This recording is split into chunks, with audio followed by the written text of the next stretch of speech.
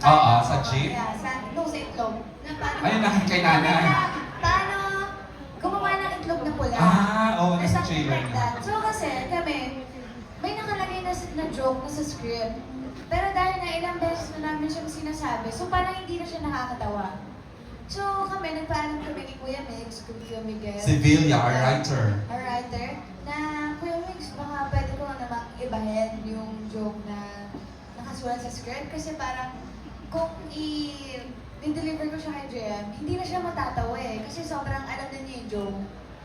Noong una, yung original na nasa script, yung joke, sobra akong tawan-tawa kasi Yeah. paano daw namatay si Captain Hook. Pero hindi ako natawa dun sa joke.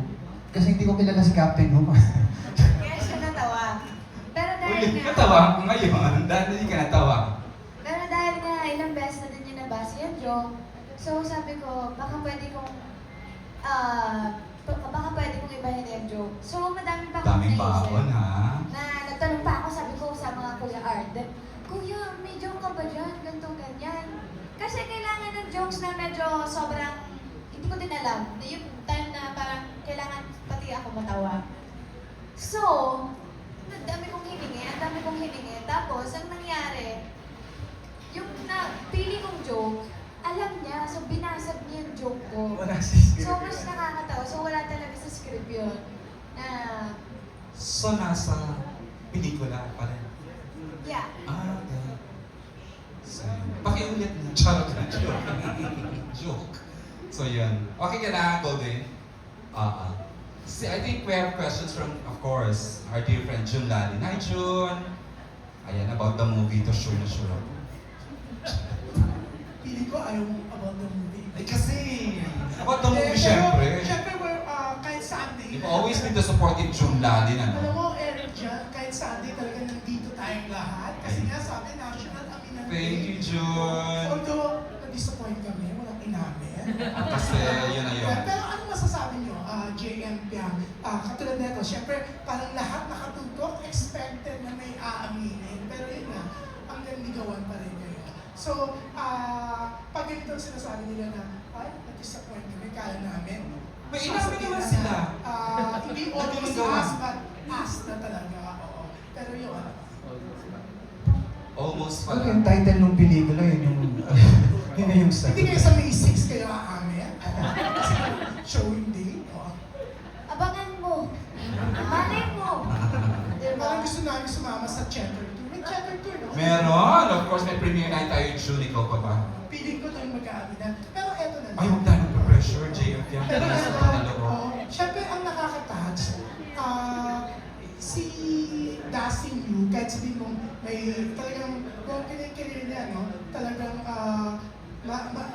right now, marami na rin siya nagpatunayan katulad ng JMP ang love team. But, yun nga, talagang, wala siyang pakialam. Talagang nag-support siya sa Almost As movie, no? Anong masasabi niyo sa, yun nga, pagiging very accommodating, mapagbigay ni Dusty. Considering he's a solo star alone already, or kung meron man love team with B, pero he said yes to say yes to, And, di ba, Almost tapos Us. ang nakakatuwa, AJ, no? Nandito siya, he attended the press con, tapos mamaya, nandun siya sa kick-off mo, show. Napupunta ka, di ba, sa Robinson's Galleria. Sabi mo! Pwede naman magsabi kahit hindi totoo. Okay. Dustin, saan nanggagaling yung humility, yung... Doon ka nanggagaling, no? Considering a solo star already. Nakakatuwa talaga, di ba? Pero yun nga, ikaw muna Dustin, tapos sila, anong reaction nila na nagsusupport ka dito sa Almost Us? Well, ako kasi, malaki din talagang tiwala ko sa legal. And nung pinitch naman siya sa akin, talagang naging klaro naman kami sa bagay-bagay. At ako, syempre hindi naman mahirap sa akin kukuhan or makipag-work sa ibang mga magagaling na actor. At napagbigyan ako ng chance na magkatrabaho sila, Jen Fiang. So for me, it's a privilege na magka-chance na matuto sa mga love team o sa mga ganitong klase actor. So, Yun nga, sinabi ko kanina kasi nakabuild na rin kami ng connection, ng samahan. Mga totoong tao sila.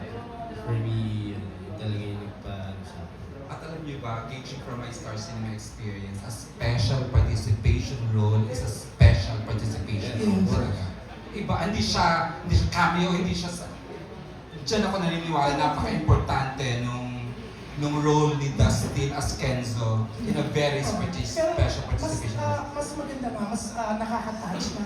Yung is here, tapos mamaya nasa Robinson's Robinson Galleria. sa mall show. Kasi iba, sige, mag-special participation. Pero wala kang asahan sa promo. But Dustin is something. Kaya mahal na mahal nga natin yung Dustin Yu, di ba? Na parang sa kanya tayo napunta, di ba? Kaya tayo relate na sa...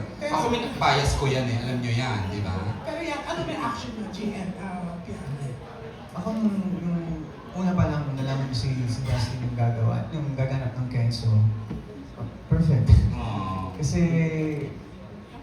doon din sa character art na binuo ko kay sorry. Taray, may ganun na, may technical na. Kaya, why na? Actor na actor, PH na. Charot. Yung character art na binuo ko kay RR, kailangan ko talaga expose yung insecurities ni RR. So para magawa ko yun, kailangan ko malaman kung sino yung gaganap ng Oh my Kenzo. God, may ganun kang ano sa sarili mo. Wow. First draft pa lang naman, nung nabasa ko yung script. Sabi ko, panapag-usapan din namin nila Kuya Mix nila direct na hindi bagay na leading ang treatment si RR dito. Gawin natin siya ng baliktad. Gawin natin siya kasi kailangan i-highlight yung learning ni RR. So, okay. Tingnan natin kung sino, antayin natin kung sino gaganap ng Kenzo. Nung nalaman ko si Dustin, perfect. Finally, may image Sobrang na. laking tulong niya. Nakita mo na yung Kenzo. Hmm. Okay. So, right away, okay, Dustin is okay. Panalo. Panalo. Thank you. Piang, ako talagang 1 second pa ako dun sa Piang. So, nung nalaman po namin na si Dustin ang gaganap na Kenzo, actually parang nung time na yun sabi namin, go! Oo. Kasi nga, tulad ng sabi ni Dustin, meron na kami na-build na relationship before pa, sa SRR pa lang. Viral na nga yung mga biruan niyo sa mall show, Yeah, ano? so parang nung nalaman namin na si Dustin yung gaganap ng Kenzo, sabi namin, go, walang problema. Diba? Joy? Anyways, good luck ha. Yay. Excited na lahat for music. See you sa Robinson, sabi ni Dustin. Ay na. I'll be there next week. Okay, thanks, Jude. Before I give the microphone to the next media friend natin, I'd like to ask the other cast members.